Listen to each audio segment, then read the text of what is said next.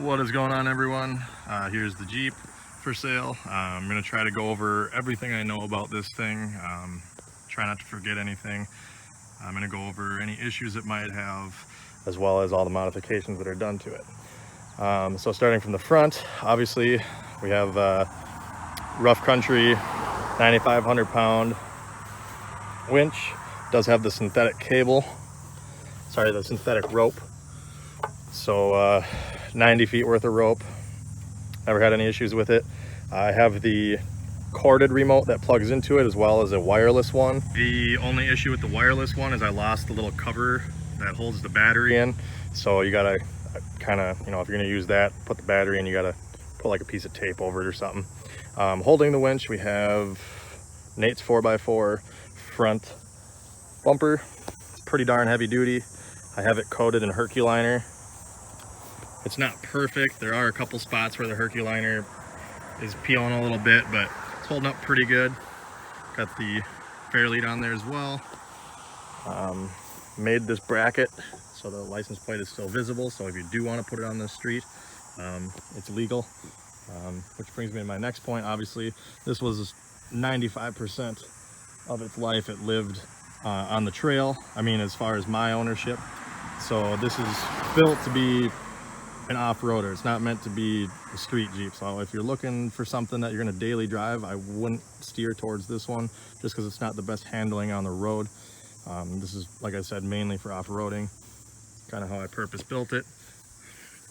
While we're on the front here, we'll also take a look. So I accidentally sprayed the headlights with water when they were hot, so they cracked. But I will supply a new set of lights with this. You can see the ones I have now, they just have like these green outer lights built into them, and it has 6000K HID headlights in for the high and low beam as well. Coming down here, we have the Iron Rock Off-Road 8-inch long arm lift. It's long arm in the front anyways. So we got 8-inch lift coil springs with the long control arms. Do have also the Iron Rock Off-Road 5/8 heavy duty over the knuckle steering, so no issues with the steering on this one. Also an Iron Rock Off-Road steering stabilizer. Brakes are still in decent shape. Here's one of the reasons why this thing is not very streetable right now. So obviously when I built it, I didn't plan on going on the streets. I ripped the sway bars off, and I didn't have my bumper at the time, so I bolted the tow hooks to where the sway bar goes and welded them on. So if you want to put a sway bar on this, you'd have to unbolt this and grind this weld and knock this hook off. And there's another one on that side. So I have driven it on the highway like this without sway bars. It's just being so tall and with the big tires and everything, it's just not the greatest handling on the street. It does still have the low pinion Dana 30 in the front, which has a Spartan locker in it. It's a mechanical locker, which can override itself. So I'm pretty happy with that so far. It hasn't let me down. It's holding up pretty good. Got fresher gear oil as well in there.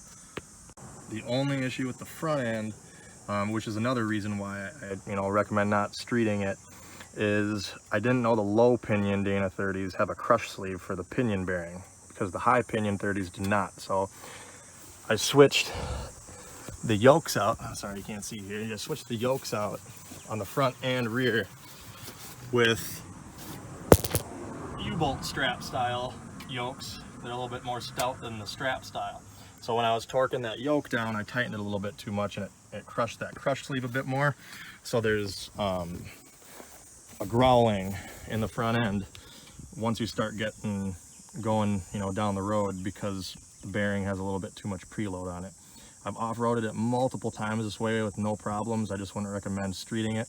I do have a high pinion Dana 30 that will go with the Jeep. So the locker and everything can be swapped over to the high pinion, and you'll have no more problems. And it's a stronger axle anyways, the high pinion. So also have the Deutsch Tech 8000 shocks. Front alloy shafts with alloy U-joints. Never had an issue breaking a shaft on this thing.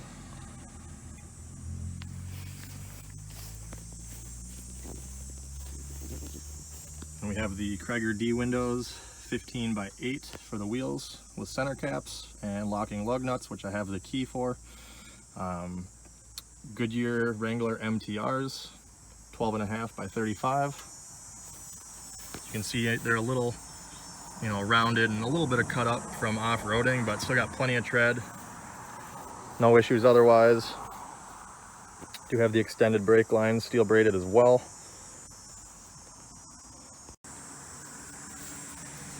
The Jeep also does have 1-inch wheel spacers currently.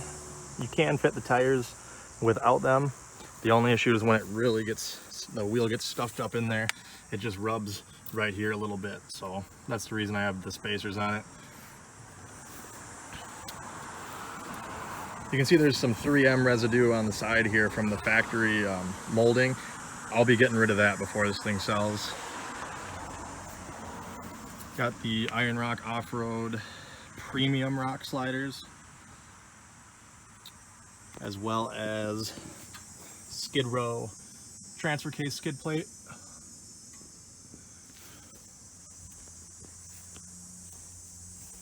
Coming to the back, you can see we have the Iron Rock lift leaf springs, as well as lift shackles. And I also got the Iron Man shackle relocation kit, which helps out a little bit. It allows the axle to droop and tuck a little bit more.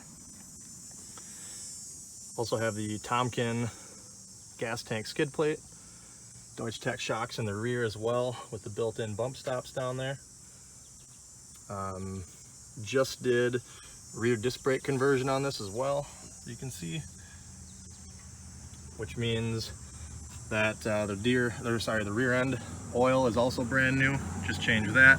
The rear also has a Spartan locker, so it's fully locked. It has the Bushwhacker flat fender flares, which are the world's nicest and most expensive cup holders. They're pretty sturdy. Haven't had any problems with them. The only issues I've had is I went down a four-wheeler trail by accident and she got a little bit pinched. So you can see it's pulled away just a tiny bit from the body. And then down here, but it's still on there pretty firm because it's got all these other mounting screws in there. So it's not going anywhere. There's a little bit of rust right here.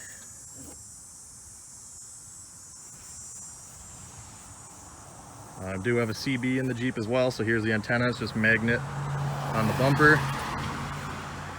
Again, Nate's 4x4 rear steel bumper, which has the toe points, the clevis pins, as well as tow package and safety loops.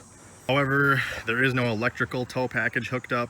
I really wouldn't recommend towing anything anyways, because it's still stock gearing, 355s with 35s, so it does struggle a little bit for power. I wouldn't recommend towing with it. Do have a spare 35 by 12.5 MTR, as well as a high lift. Opens up like that. You can see I made a little extension bracket for the license plate, so again, it is street legal if need be.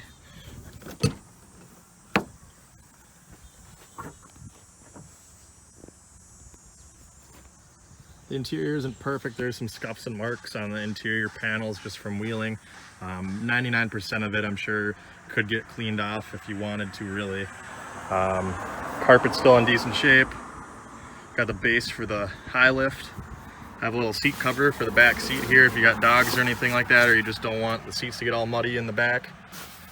We do have also a Smitty built land anchor, as well as a tire cheetah if you lose, or if you got to seat the bead on the trail.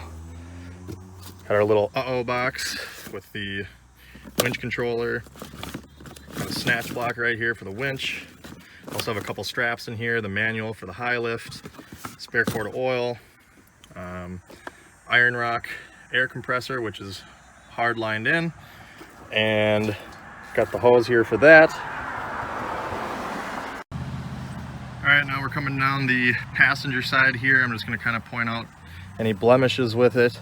So accidentally just barely slid into a tree a little bit, and the door got pushed in, so I pulled the door panel off and pushed it back out.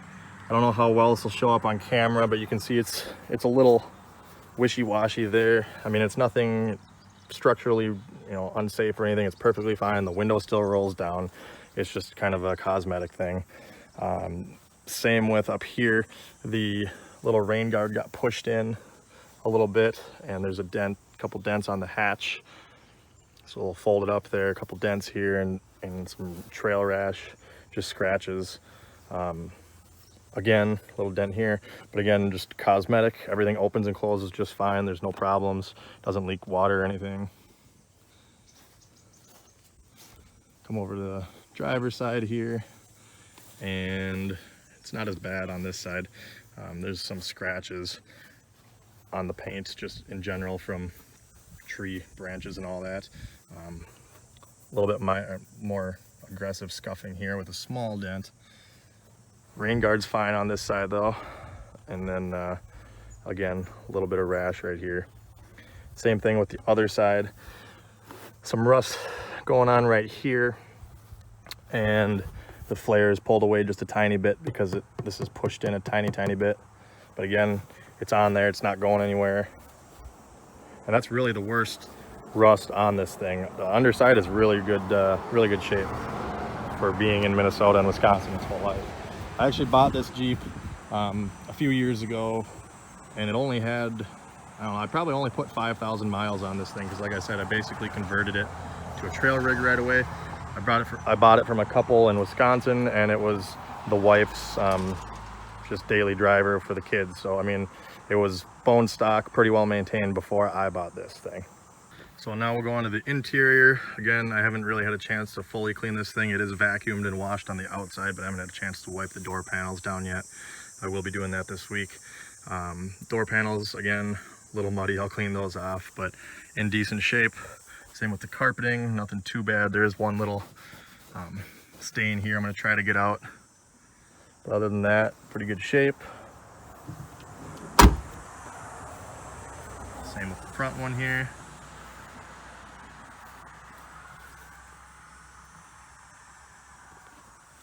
Like I said, it does have a CB, which is hardwired to this plug, so you just plug it right in to the power outlet, and you have a USB charger as well as an additional cigarette outlet, so that you're not plugging it up if you want to plug something else in.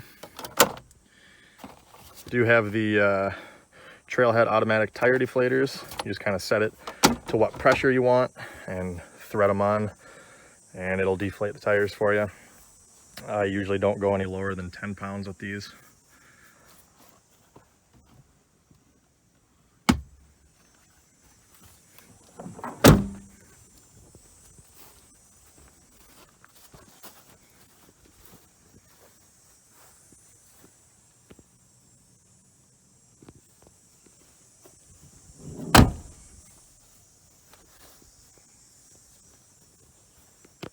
Have the typical driver's side seat tear that seems to be on every Cherokee, but still okay. The seat's bolted down tight. Some of these have issues where the floor rusts out and it gets all loose. This doesn't have that problem. Like I said, the underside is relatively rust free. Do have a mounted fire extinguisher as well. Sony radio. The heat works and the AC compressor cycles, but the blower motor does not work right now. I did replace the resistor and the pigtail for it, and it worked for a while, but now the blower motor itself is bad, so it will need a blower motor put in.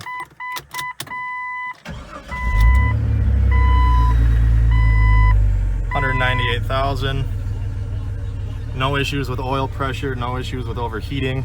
The mechanical and the electric fan do work. I also have a 180 degree thermostat installed on it.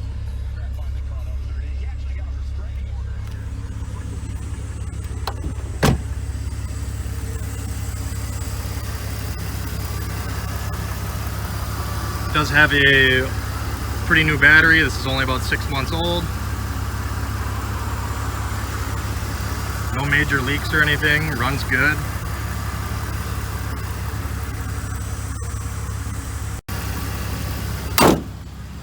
that's pretty much it. I feel like I'm forgetting a few things, which I probably am. It does have power mirrors, which are heated. Oh, here's one thing. So another typical Cherokee thing is the power window works just fine, but when you're coming up with it, it'll do the click. It's just one of their faults. I mean, it has no issues going up and down. It's just when it gets to the top, you just don't want to hold it for a very long time. Like I said, as far as I know, all the other windows work as well. There's really nothing that doesn't work on this thing other than the blower motor, like I said.